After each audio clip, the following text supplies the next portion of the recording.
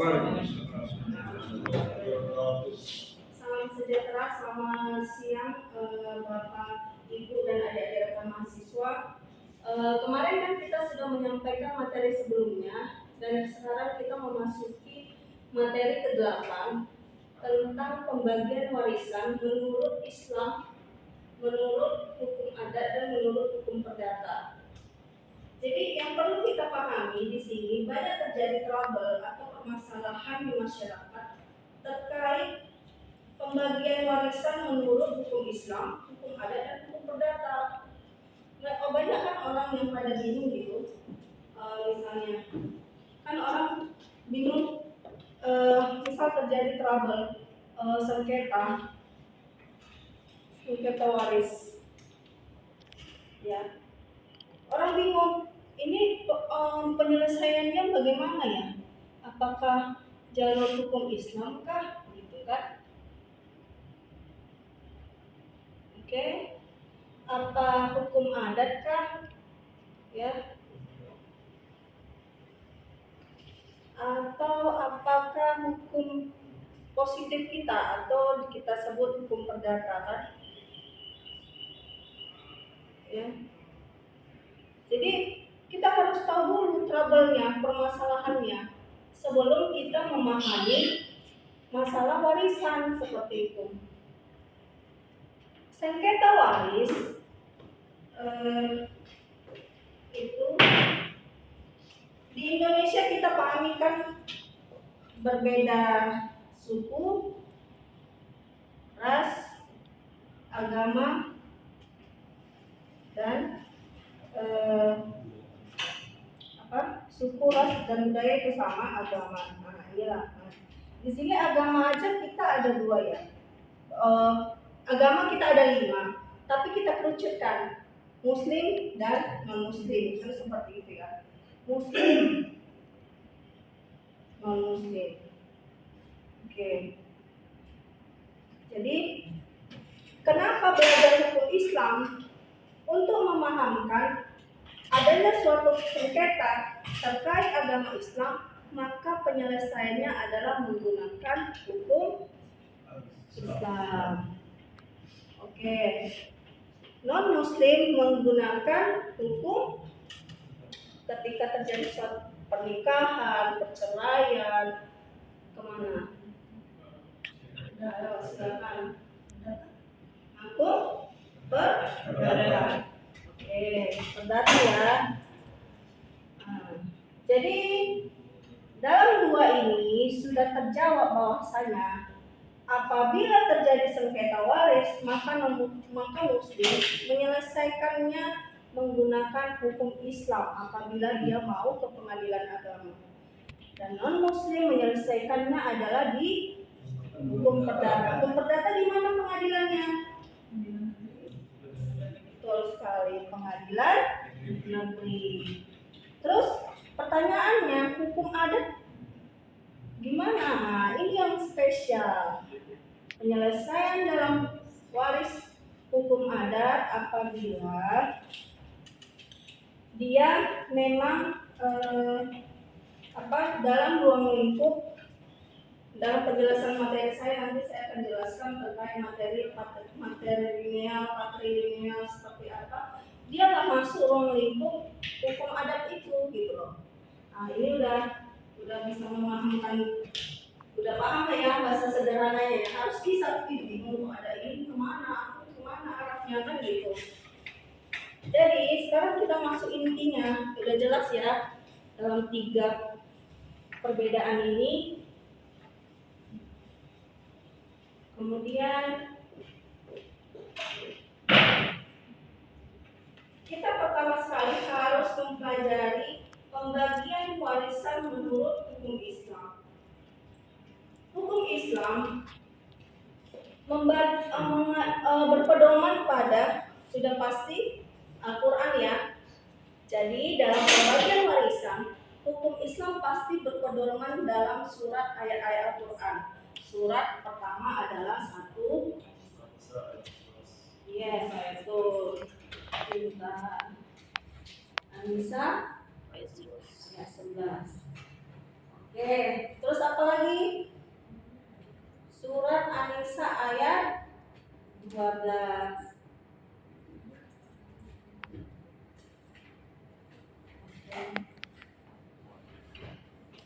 Oke. Jadi ini 176 kalau nggak salah, An-Nisa ayat 176 ya. Coba. An-Nisa ayat 176 juga ada, atau Al-Baqarah. An-Nisa coba merefresh ulang.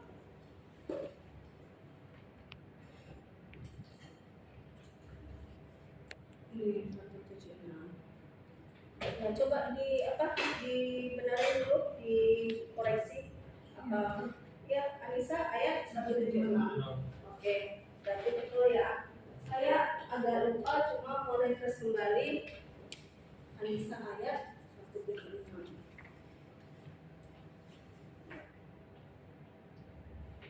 Oke.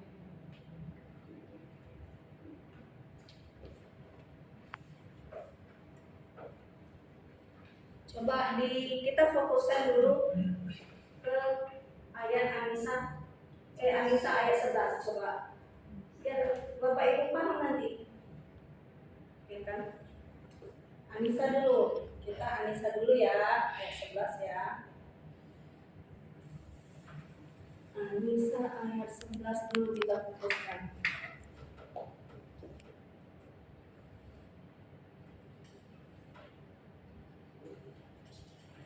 Coba buka cepat, mempercepat waktu. Anissa ayat 11.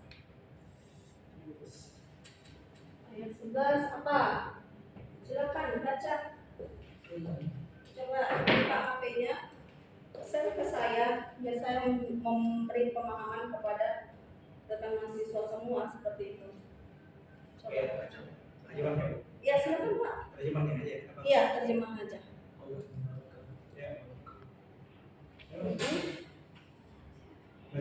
Baca Pak, silakan. Allah mensyariatkan atau mewajibkan. Kuat, suaranya kuat saya. Allah mensyariatkan atau mewajibkan kepadamu tentang pembagian warisan untuk anak-anakmu, yaitu anak-anakmu ya, anak-anakmu yaitu bagian seorang anak laki-laki sama dengan bagian 2 orang anak perempuan. Oke, start dulu. 1 orang anak laki-laki sama dengan 2 orang anak perempuan. Ya. Ini masih pemahaman, kita belum masuk ke perhitungan dari selanjutnya. Nah, terus apa lagi? Dan jika anak itu semuanya perempuan, yang jumlahnya lebih dari 2, Oke, jika perempuan ya, jika tidak ada berarti anak laki-laki, dia hanya perempuan ya. Jika anak perempuan jumlahnya lebih dari berapa? Lebih dari 2. Oke. Maka bagian mereka 2/3. Maka bagiannya 2/3. Berarti contoh misal si A, si B, suami, istri, ya, anaknya gak ada laki-laki, yang ada perempuan, misal si Anissa, Ayu, Dewi, misal. Jadi pembagian untuk Anissa, Ayu, Dewi ini adalah 2/3. Ya, lanjut lagi. Ada lagi? Jika dia anak perempuan, dia seorang saja, maka dia memperoleh setengah harta yang ditinggalkan. Jika dia anak perempuan, katanya. Jika anak perempuan, seorang saja, atau udah tunggal ya, tunggal. Oke, dia dapat bagian setengah. Jadi kayak nggak perlu contohkan lagi ya, udah pasti Dika. Misal si suami istri ini anaknya cuma 1, ya kan? Tuh, anaknya satu. Tuh, si Ayu. Jadi dia dapat harta setengah dari harta orang tuanya. Kenapa? Karena ada ibunya lagi. Begitu. Oke, lagi. Ada lagi nggak? Dan untuk kedua ibu bapak bagi masing-masing seberenam dari harta yang ditinggalkan jika dia yang meninggal mempunyai anak jika dia yang meninggal dan mempunyai anak. Tunggu, pelan. Nanti teman pun nggak bisa menafsirkan. Kedua ibu bapak Bagi masing-masing seberenam dari harta yang ditinggalkan. Oke, terus apa lagi? Jika dia yang meninggal mempunyai anak. Jika meninggal mempunyai anak. Jika dia yang meninggal tidak mempunyai anak. Jika meninggal mempunyai anak, terus? Dan dia yang meninggal tidak mempunyai anak.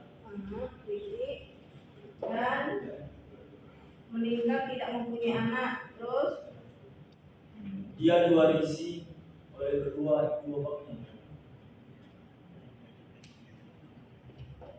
Anak diwarisi oleh ibu bapaknya. Ibu bapaknya. Berapa bagiannya? 3. Ibunya mendapatkan sepertiga. Hah? Maka ibunya mendapatkan sepertiga. Sepertiga ya. Sepertiga.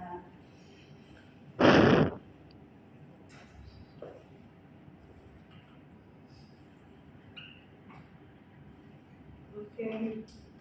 Ini maksudnya jika yang meninggal itu mempunyai anak, misal, ya, ini paham nggak kata-katanya? Atau perlu saya contohkan? Nggak paham, nggak? Nggak paham. Oke ya, gimana ya, nyurat-nyuratnya? Misal ya, si Budi menikah dengan Ani, misal. Jadi mereka mempunyai anak gitu loh. Jadi punya anak nih. Tetapi udah dibagi bagian anaknya.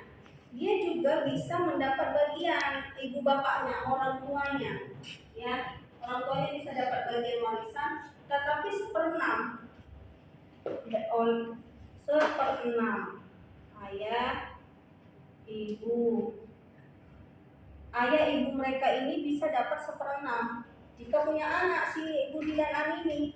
Tetapi apabila tidak punya anak, Ani, maka 1/3 gitu loh. Bapak ibunya, orang tua kita, misalkan kita ini ya meninggal ya, kita ada anak, kita waris dibagi dulu ke anak-anak, baru yang orang tua juga bisa mendapat warisan tersebut. Tapi ini apabila ada anak 1/6, apabila tidak ada anak 1/3. Ini paham ya kalau sederhananya ya. Ada lagi nggak di situ apa siapa bacaan yang lain di ayat 11 atau yang selesai? Selesai? Hah? Ini Pak dari HP teman-teman aja, nggak apa-apa. Pak dari HP, nggak apa-apa.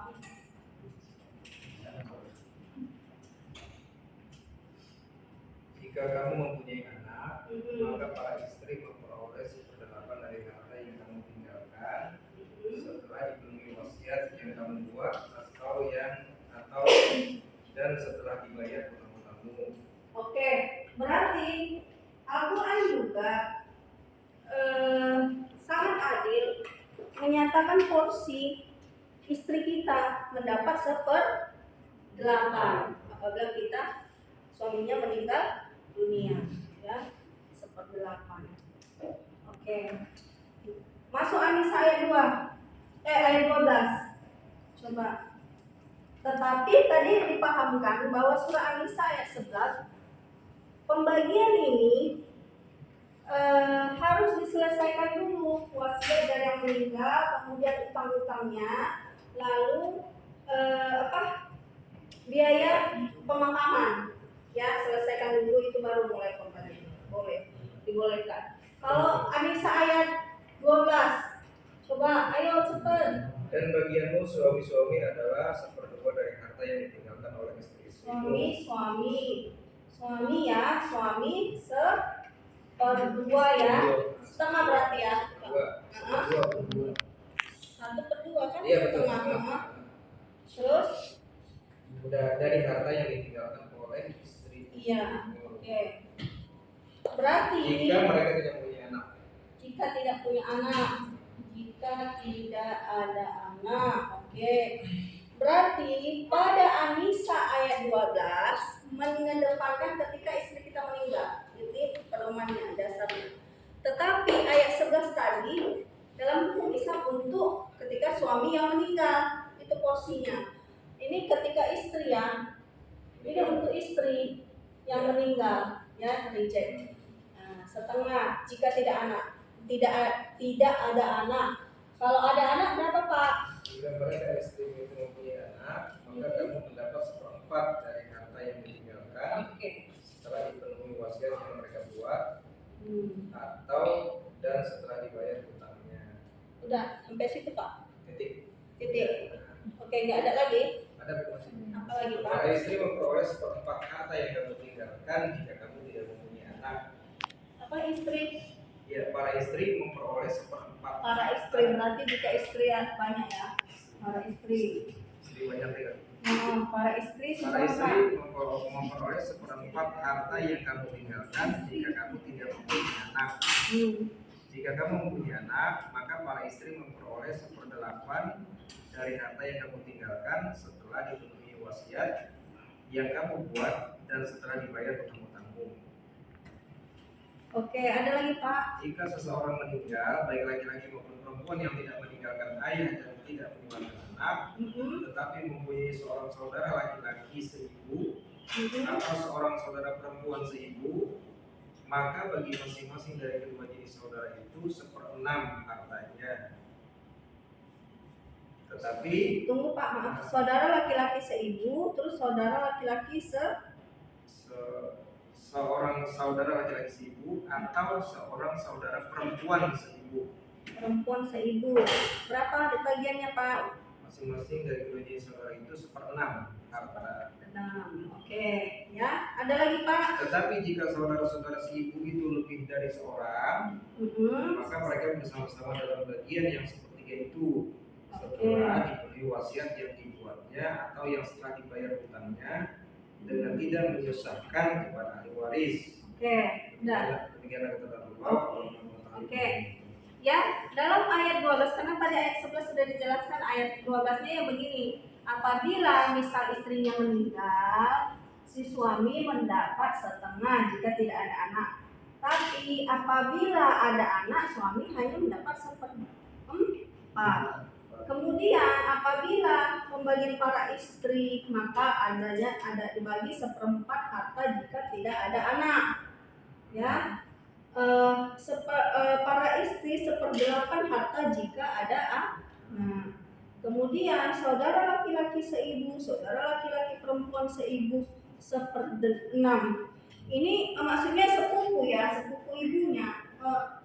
Kakak, adik, ibu, paham ya, saudara laki-laki ibu, kayak gitu ya. Ya jangan bingung, saudara seibu, saudara perempuan gitu. Ini kakak adik ibu, gitu ya. Ya, ini perempuan. Satu abangnya bisa, adik ibu kita bisa ya. Ini kakak ibu kita bisa, adik ibu kita bisa ya, gitu maksudnya ya. Oke, kita langsung 176. Anissa 176.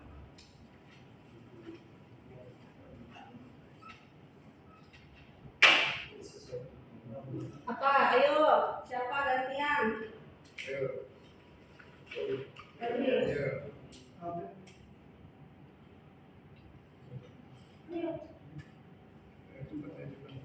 Udah mati.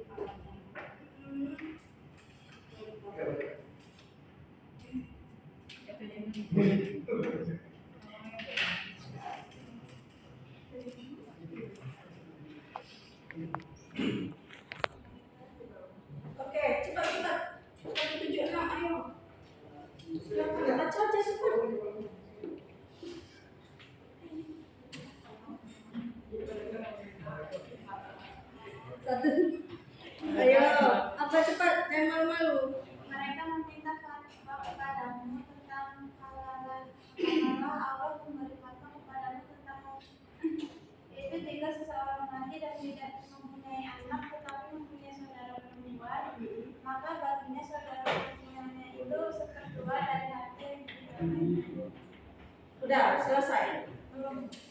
Tunggu.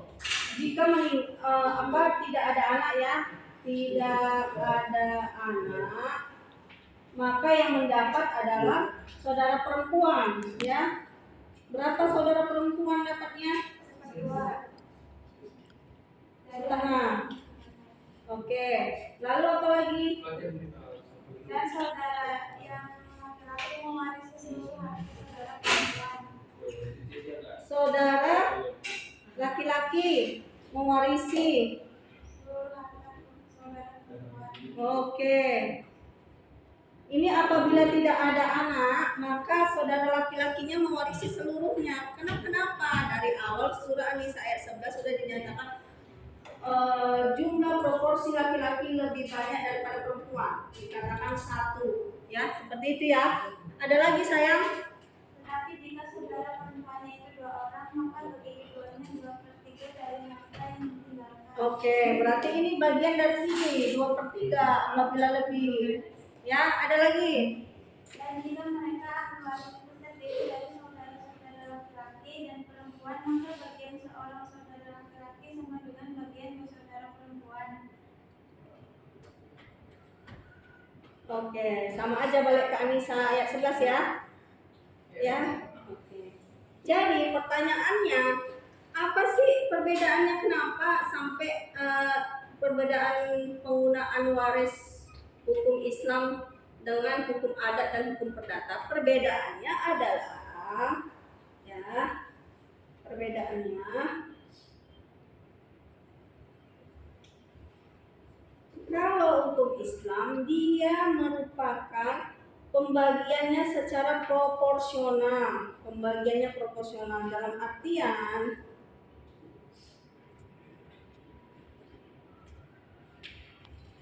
ini ya, diklasifikasikan bentuk 3 dulu. Hukum Islam, hukum perdata, adat perdata, ya, adat perdata. Jadi dari sini kita bisa tarik suatu tabel menyatakan apa sih perbedaannya ini, gitu loh. Kenapa orang heboh membahas ini gitu? Perbedaannya adalah pembagian warisan menurut hukum Islam proporsinya berbeda. Sementara di adat kalau proporsinya dalam artian maksudnya semua berhak mewarisi. Dia ada ketentuan berapa bagian ditentukan dalam hukum Islam. Kayak tadi laki-laki 1, anak perempuan berapa, saudara ibu dapat, kakek nenek kita dapat. Itulah perbedaannya kalau hukum Islam. Dia proporsi. Kalau hukum adat dia tidak, pembagiannya tidak secara proporsi. Dia berdasarkan aturan-aturan di adat tersebut, di hukum adat tersebut, atau misal mereka merupakan, misal kalau adat Batak dia menggunakan, kalau adat Batak menggunakan apa? Matrilineal kah? Ayo, pertanyaan gampang nih. Kalau orang Batak pembagian warisannya ke laki-laki atau ke perempuan? Oke, kalau laki-laki dia jenisnya apa namanya? Matrilineal kah? Patrilineal. Oke. Jadi dia melihat, dia tidak menggunakan proporsi. Bagian laki-laki harus 1, bagian perempuan harus setengah, begitu. Ibu 1/8, dia tidak ada proporsi. Itulah hukum adat. Hukum adat perbedaannya yang saya sampaikan, ini tambahan poin untuk belajar hukum adat. Hukum adat saya sampaikan dia merupakan pembagian warisannya ada dalam kategori 4 jenis. 1, sistem keturunan.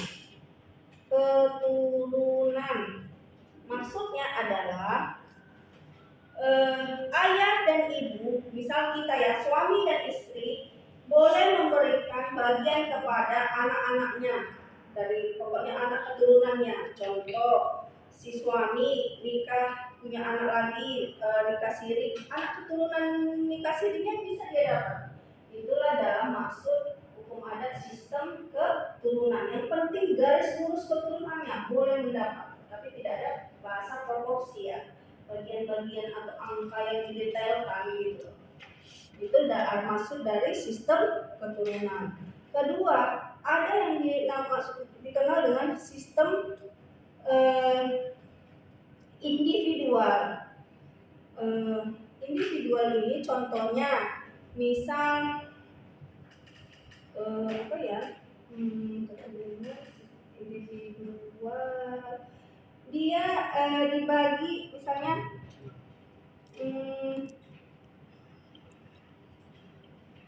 Dia dibagi, kita bagikan kepada yang misal kita tentukan ininya bagiannya, misal mau kasih ke anak laki-laki aja gitu, mau kasih ke anak perempuan aja gitu, individual gitu. Tidak maksudnya tidak rata, tidak sama rata gitu. Kalau ketiga ada yang namanya sistem kolektif. Kolektif ini kalau hukum adat ada nggak pernah lihat? Dia orang tuanya udah meninggal, ada cucu-cucunya, ada ininya. Dia memberikan harta sebuah rumah. Rumah itu dalam ketentuan orang tuanya itu jangan dijual, tapi boleh dipakai bersama, tidak boleh bersama. Itu menggunakan sistem kolektif ya dalam hukum adat. Dan keempat ada namanya, saya lupa nama ininya, tapi dia modelnya merupakan dibagikan atau diberikan lebih banyak bagian kepada anak yang paling tua, baik itu laki-laki, baik perempuan, ya. Ada 4 sistem dalam hukum adat itu, ya. Apa ini sistem apa? Lupa saya. Sistem kewarisan mayorat. Mayorat, sistem mayorat. Oke, ya benar. Oke. Jadi inilah hukum adat itu. Yang tadi jenis hukum adat ada patrilineal, ya. Matrilineal, satu lagi apa?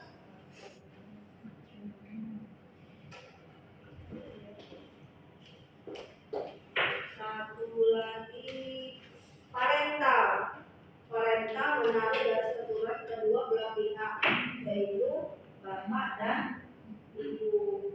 Tuh parental, ya. Parental. Ya, dari sini udah paham ya secara singkat ya. Kemudian terkait hukum perdata, apa sih perbedaannya dengan mereka ini semua? Kalau hukum perdata, dia juga tidak menerangkan tentang proporsi seperti hukum Islam, ya. Tidak ada proporsi. Mereka hanya mengenal golongan. Boleh dibuka undang-undang kitab undang-undang hukum perdata. KUH perdata ada dibahas tentang warisan, ada berisi 300 pasal dari 830 sampai dengan pasal 1130. Dalam KUH perdata, dia membagikan warisan melalui 4 golongan. Satu, golongan pertama, suami istri, sudah jelas. Di luar daripada itu tidak boleh mewarisi.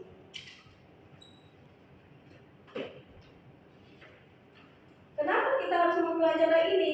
Karena wajib. Karena biar tahu kita arahnya, tadi yang di awal saya bilang sengketanya kemana mau kita ajukan, seperti itu.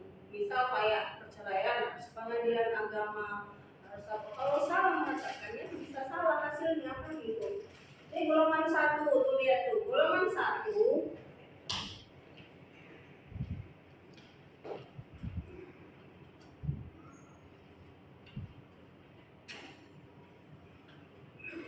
golongan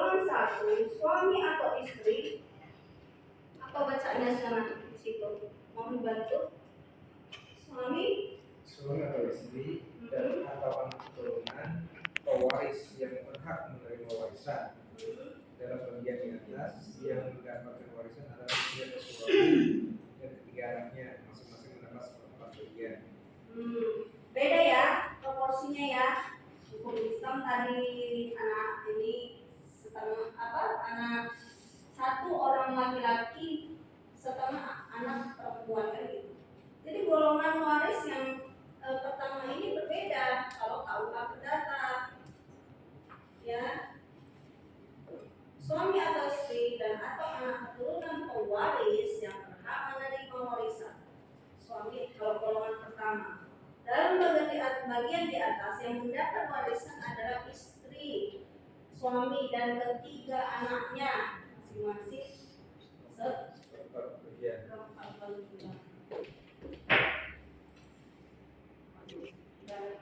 Kemudian golongan kedua, mana ini bacanya? Oke, ambil ini aja, laptop saya aja nanti silakan dibaca. Mewakili aja.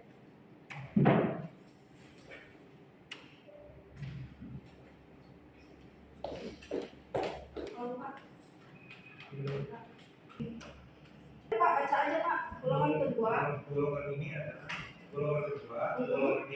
mereka yang mendapatkan warisan bila pewaris belum mempunyai suami atau istri. Golongan kedua mendapat warisan. Golongan ini adalah mereka yang mendapatkan warisan bila pewaris belum mempunyai suami atau istri dan anak. Jadi belum punya istri, kita meninggal muda nih, kita meninggal wafat muda, kita ada harta, kita bisa membagi warisan kita kepada ini. Kalau dalam maksud KUH Perdata, dia masuk dalam tipe golongan kedua, ya, paham ya? Terus golongan ketiga apa Pak? Golongan ketiga, golongan karya.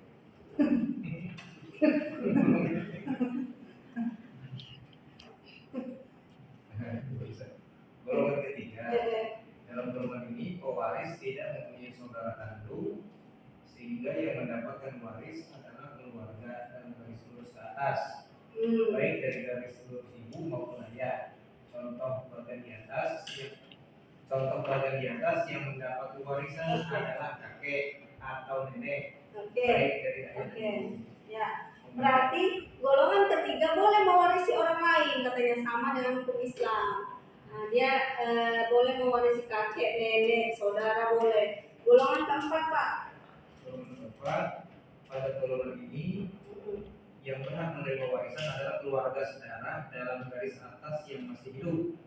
Mereka yang mendapat setengah bagian. Jadi golongan keempat boleh mewarisi apabila golongan saudara yang masih hidup. Jadi itu aja sih perbedaannya, udah jelas ya. Kalau hukum adat seperti ini, kalau hukum perdata dia membagi 4 golongan. Oke, inilah ringkasan materi saya yang harus saya sampaikan kepada Bapak dan Ibu dan adik-adik rekan mahasiswa. Sekarang kita buka termin pertanyaan, tanya jawab dan saling berdiskusi. Silakan bertanya. Bu, saya Bu. Oh ya, ayo cepat. Silakan. Makasih Pak. Ayo, siapa namanya? Hikmal Bu. Hah? Ridwan. Hikmal Bu, Hikmal. Iqmal. Ya. Silakan Iqmal.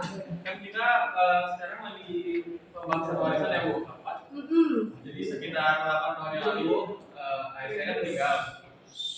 Dengarkan pertanyaan Iqmal, bisa jadi itu jadi kejadian Anda nanti di masyarakat ya. Satu, Iqmal, apa Iqmal? Silakan. 8 tahun yang lalu kan ayah saya meninggal Bu. Nah, ayah saya punya warisan nih Bu. Kan itu harusnya jatuh ke tangan saya Bu. Tapi sama saudara-saudara ayah saya hak saya dimakan semua Bu. Apakah saya bisa menggugat? Dan kalau misalkan saya pengen menggugat, saya mau mengurus keterangan waris itu kemana Bu? Oke. Saya siap jadi lawyer kalau udah lulus.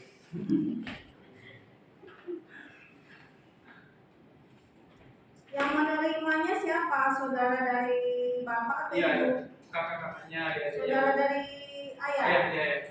Saudara ayah, laki-laki apa perempuan? Kalau seingat saya sih yang laki-laki Bu. Oke. Oke ya. Dari ilustrasi ini, saya mengajak teman-teman berdiskusi. Ayo berikan pendapat. Iqmal ini ayahnya sudah meninggal 8 tahun yang lalu. Iqmal ini anak laki-laki nih, ya anak laki-laki, bukan anak perempuan. Ya, pokoknya anak laki-laki. Nah, gimana kok bisa? Kan kalau dalam hukum Islam tadi kan ini bisa menerima proporsi, ya kan? Ini bisa menerima proporsi. Istri juga bisa menerima proporsi, berarti ibu Akmal kan gitu. Ya kan? Ibu Akmal. Boleh secara logika.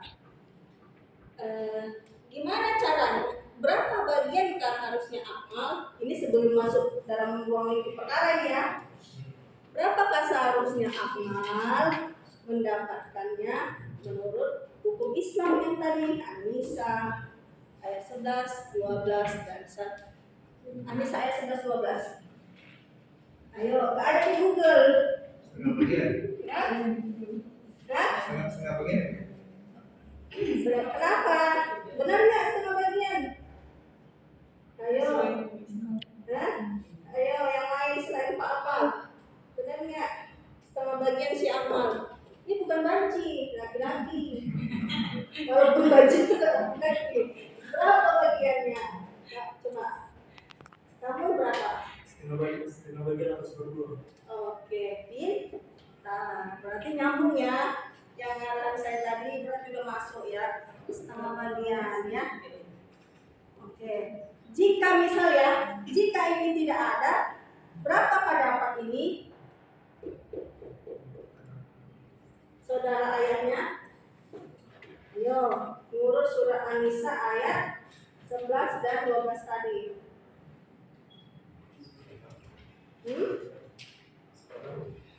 Oke, benar. 1/6. Berarti sudah paham ya? 1/6 ya. Sekarang kita beresin masalah Akmal. Ayo, kita beresin. Komisi. Oke. Masalah Akmal ini yang menguasai adalah saudara ayahnya, sementara dia seharusnya mendapat hak setengah. Satu kok setengah. Sama ya satu. Saya kok jadi ikut ini. Astagfirullahaladzim. Udah satu. Ya Allah. Sebentar lagi. Satu. Pembagi semua. Berbagi dengan ibunya. Ya kan? Satu. Dia mendapat keseluruhan harta. Banyak bagiannya. Gimana caranya kita menolong si Iqmal? Maka pertama sekali tahapannya Iqmal harus buat surat keterangan kematian dulu. Ya. Ada nggak suratnya? Iqmal. Bravo. Udah urus surat kematian? Harusnya ada Bu, tapi nggak di saya. Ya, tanya ibumu, berarti ada biasanya surat keterangan kematian. Baru urus dulu surat keterangan wasiat ahli waris.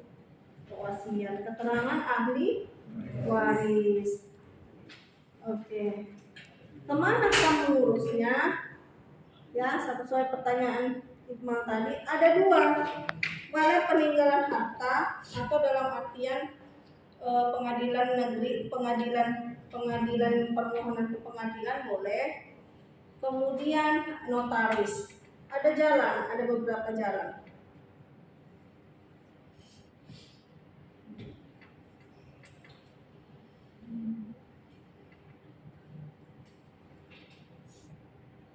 Caranya, mereka pasti minta dasarnya. Yang pertama dilengkapi berkasnya surat keterangan kematian pastinya. Kemudian runtutannya harus ke kelurahan dulu, minta surat keterangan sebagai ahli waris, datangi kantor lurah, minta surat keterangan ahli waris. Nah, dari ahli waris itu nanti mengajukanlah permohonan ke pengadilan untuk ditetapkan sebagai ahli waris, dan itulah dasarnya untuk melakukan gugatan terhadap saudara laki-laki ayahmu. Ya, nah, tahapan ini yang harus tahu. Nah, tuh, boleh ke notaris, silakan datang ke kantor notaris. Silakan, di sini dibolehkan. Oh, jadi waktu dalam Tapi nanti pasti akan diminta surat keterangan dari kelurahan juga dan surat permohonan ini. nggak lama tuh, jadi waktu 8 tahun itu masih belum ada luar saya. Kayak warisan mana ada kadaluarsa kecuali pidana. Gitu. Masalahnya udah dijual belum? Itu lain lagi arahnya. Kalau sudah dijual tanpa kesepakatnya ahli waris, masuk dalam ranah pidana, bukan ranah saya. Masuk penipuan dan penggelapan 378.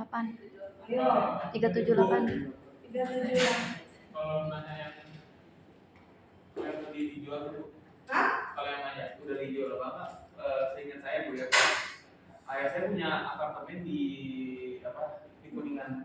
Kayaknya semenjak pas saya meninggal kan langsung dijual. Itu gimana Bu? Sejak apa? Pas meninggal apartemennya langsung dijual. Sekarang siapa pemiliknya?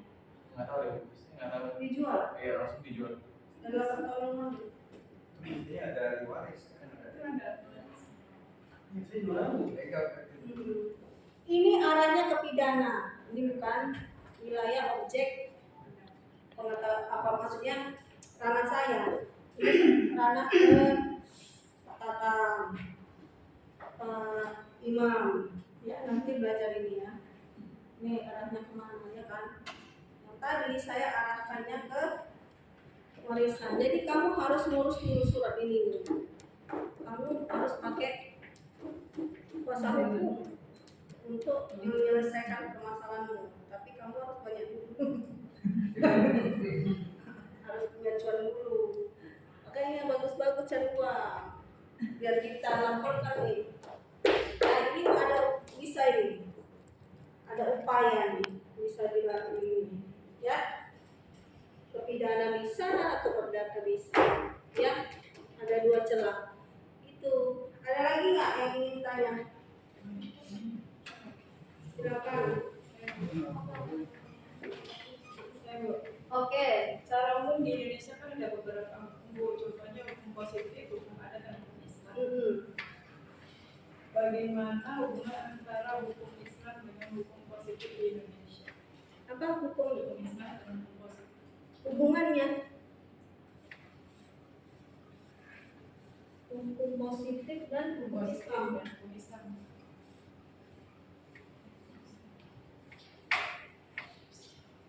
Kita harus menarik sejarah.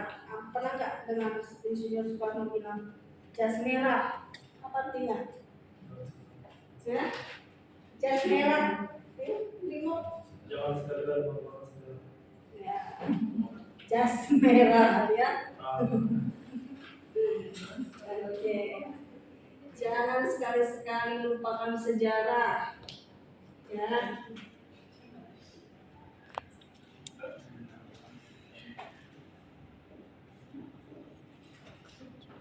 Kenapa saya cantumkan ini? Untuk menjawab pertanyaan ibu tadi, kita harus kembali ke kronologis, sejarah flashback adanya undang-undang kita, hukum positif kita yang namanya disebut kita bilang undang-undang pidana dan undang-undang perdata. Pertanyaannya, apa sih hubungannya hukum Islam dengan hukum positif kita? Ya jelas ada hubungannya. Pertama, kita ingat sejarah. sebelum Indonesia, ya sebelum ada namanya Indonesia, kita ini suatu bentuk kerajaan. Oh.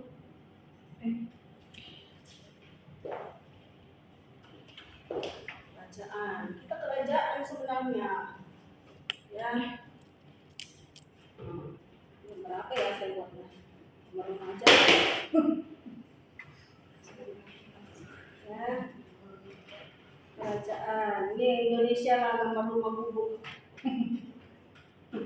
Ini kita awal berdasarkan kerajaan, ya kan? Nah, masuknya agama dan masuknya undang-undang kita berawal dari sistem perdagangan yang datang ke perairan Indonesia, ya, melalui pantai, ya. Berdaganglah mereka, baik orang Arab, orang Belanda, ya. Kenapa mereka tertarik di Indonesia ini? Karena pada saat itu kita pemilik rempah-rempah. Mana ada mereka cengkeh, bunga lawang, kapulaga, yang mama pasti tahu yang ini, bapak-bapak nggak tahu kali. Kayu manis. Kita penghasilnya karena Indonesia. Jadi dulu kita nggak ada mengenal agama, baik Hindu apa. Dulu masih menyembah, percaya sama budaya, ya. Makanya hukum adat itu tidak boleh kita hapus, karena itulah awal muasal peraturan tertulis dan tidak tertulis di Indonesia, kan gitu. Jadi hubungannya setelah masuk berdagang, mulailah menikah melalui penyebarannya melalui perdagangan pertama, baru perkawinan. Habis itu menikah, kemudian bangsa Arab menikah dengan Indonesia, mulailah belajar agama Islam. Bangsa Barat mulailah belajar agama Kristen, Hindu, Buddha dan sebagainya, ya kan? Kenapa? Apa hubungannya dengan hukum positif kita? Karena hukum Islam dan hukum positif kita saling berdampingan.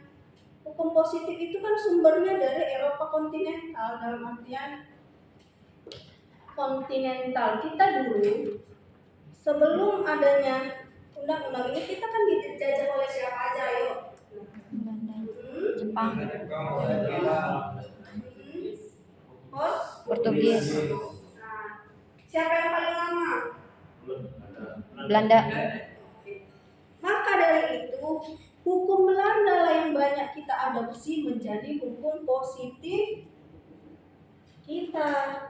Dan kenapa hukum Belanda tidak diadopsi secara penuh? Karena hukum Belanda Eropa kontinental itu memisahkan golongan timur, golongan Tionghoa, golongan timur asing, golongan yang sudah terbukti ya, hukum waris tadi ya. Dia diadopsi dari hukum Eropa kontinental, yaitu Belanda, ya.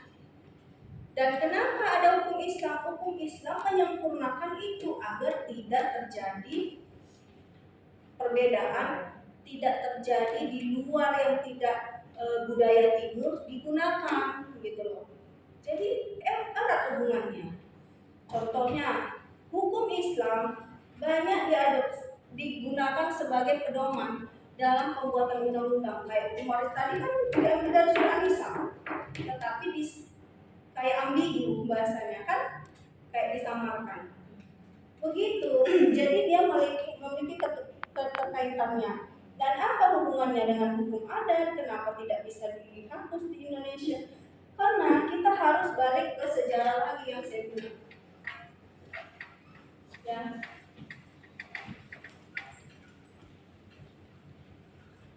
Kenapa hukum adat itu gunakan aja, hukum positif aja, itu hukum Islam aja? Nggak bisa, karena hukum kita harus kembali ke sumber-sumber ini. Bapak Ibu harus tahu sumber-sumber hukum. Apa aja sumber-sumber hukum? Yes, betul. Undang-undang. Kedua, Ayo. Kedua, norma atau kebiasaan. 3, traktat. Nanti saya jelaskan. 4, jadi dapat ilmu yang lain ya kan? Jurisprudensi. Yes. Ada lagi? Pendapat ahli. Oh yes, dalam artian bahasanya doktrin. Ya. Kenapa hukum adat tidak bisa dikeluarkan dari hukum kita? Ya iya, karena dia merupakan sumber-sumber hukum. Di mana kalian letaknya hukum adat? Di norma, di kebiasaan. Sebelum adanya tadi kan jas merah ya, sebelum adanya undang-undang kita ini adalah kerajaan yang punya hukum tertulis dan tidak tertulis di masyarakat adat, ya kan? Kenapa tidak bisa? Inilah jawabannya. Ya, traktat ini apa? Traktat ini merupakan suatu hasil keputusan atau hasil aturan dari hubungan suatu internasional antara satu negara dengan negara yang lain, dua negara seperti itu. Misal Indonesia dengan apa itu namanya traktat. Jurisprudensi adalah merupakan putusan dari putusan majelis hakim, ya, putusan hakim. Contoh, apabila hakim memutuskan suatu perkara itu dan kemudian di pengadilan, misal pengadilan Cibinong yang memutuskan perkara apa misalkan, jadi itu bisa jadi contoh untuk pengadilan yang lain memakai jurisprudensinya, ya, atau putusan MK kita ambil sebagai dasarnya, itu jurisprudensi. Kemudian doktrin itu pendapat ahli, pendapat para ahli hukum, ya.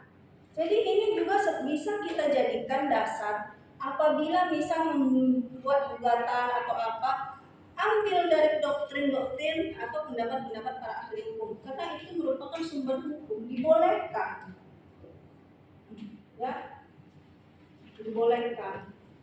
Oke ya, jadi sampai di sini yang saya sampaikan, nyambung nggak? Paham nggak?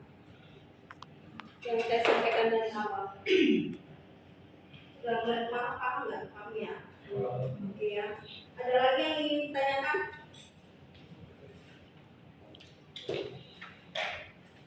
Cukup ya. Oke, kalau cukup kita akhiri materi hukum Islam kita hari ini. Semoga apa yang saya sampaikan bermanfaat untuk Bapak dan Ibu serta adik-adik mahasiswa semua. Saya akhiri. Assalamualaikum warahmatullahi wabarakatuh.